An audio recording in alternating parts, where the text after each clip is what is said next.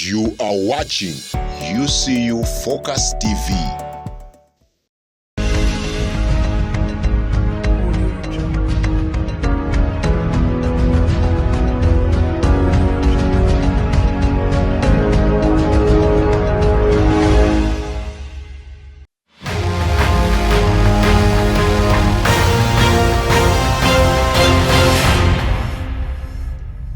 Good evening and welcome back from that holiday. The news desk here at UCU Focus TV welcomes you to the Advent semester. You are tuned into Media Link News. My name is Patience Among. Let's take a look at the headlines.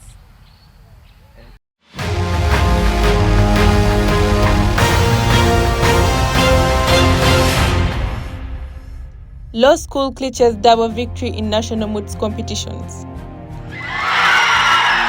The Guild Bazaar attracts a record high of vendors. As you can see, we're overwhelmed. There are so many vendors who responded positively. UCU exhibits at Career Day in Amazima School. Cannons ready for game 2 against Namuwongo Blazers. We need to take care of the ball, we need to box out, and we need to play aggressively. Alright, in our top story, the UCU School of Law is celebrating 2 major victories in moot competitions that were held this week. The wins were in the Unwanted Witness Moots competition and the National International Committee of Red Cross Moots competition.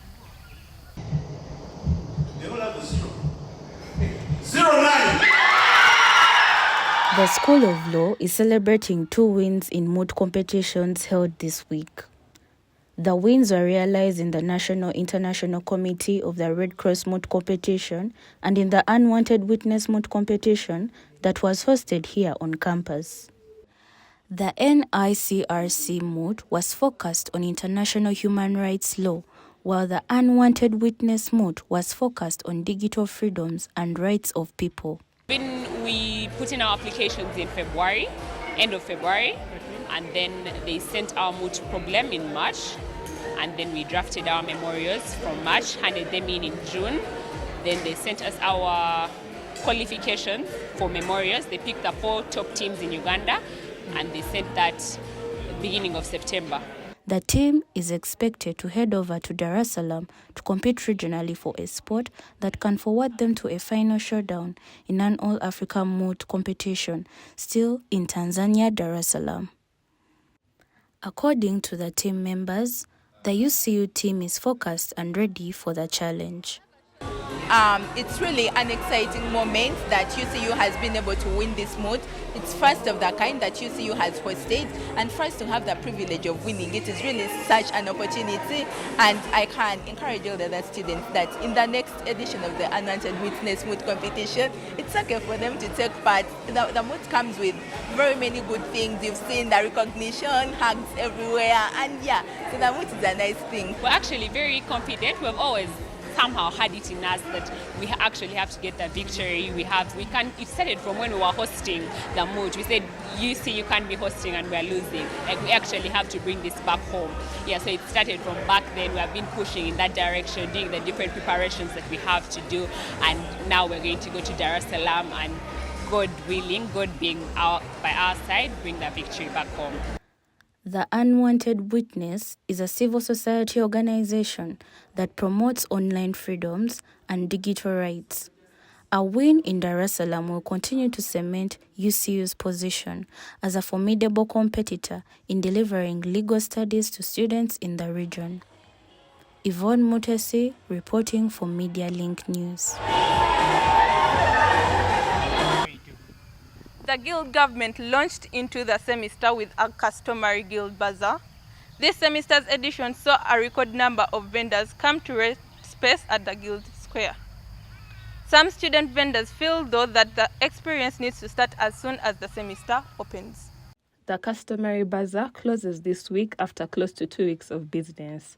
The bazaar is an initiative that allows students and vendors to meet in the university space and trade in hostel merchandise.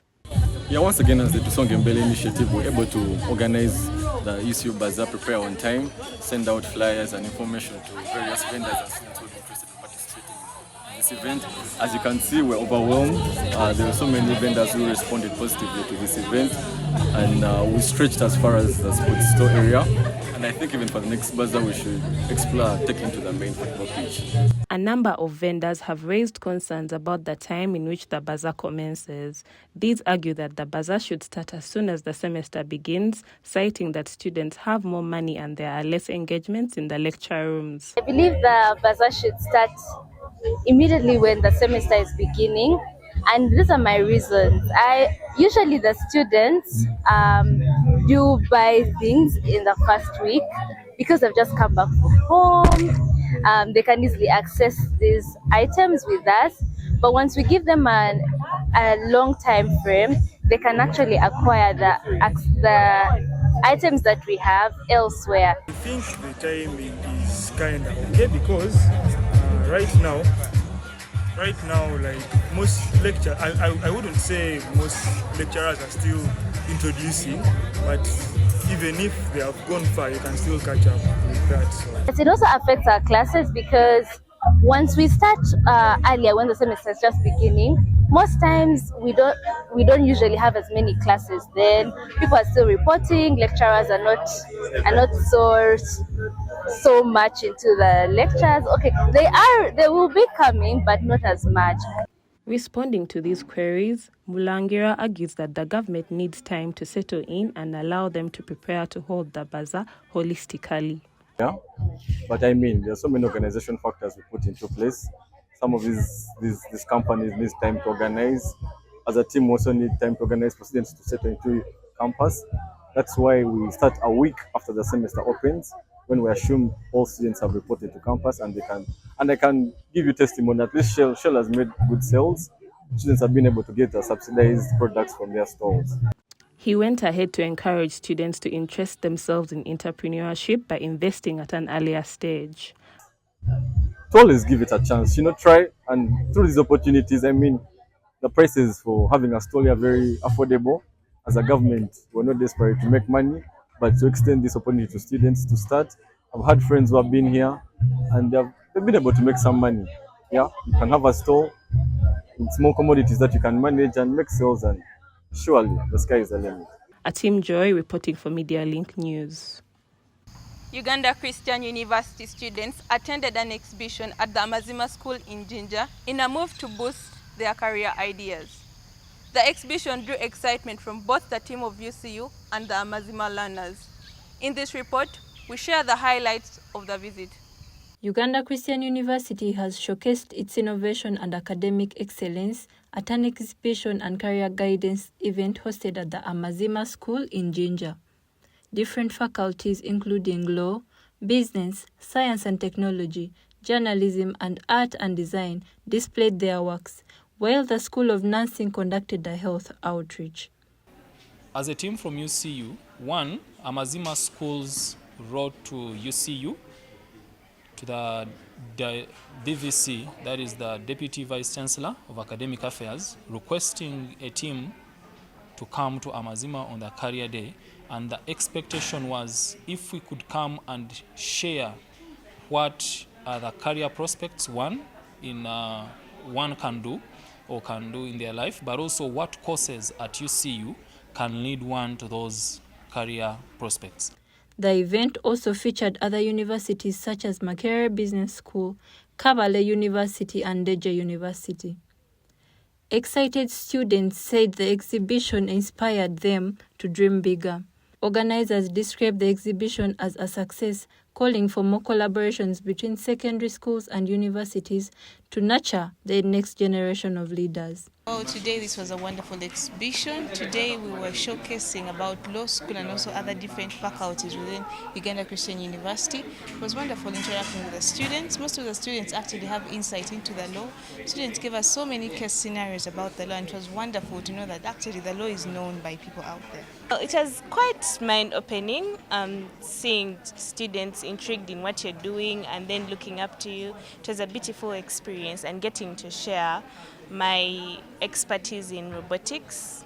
Well, quite not expertise, but we're getting there in robotics, and getting students interested in these different fields that would transform their lives was a nice experience. Catherine Nabulia reporting for Media Link News.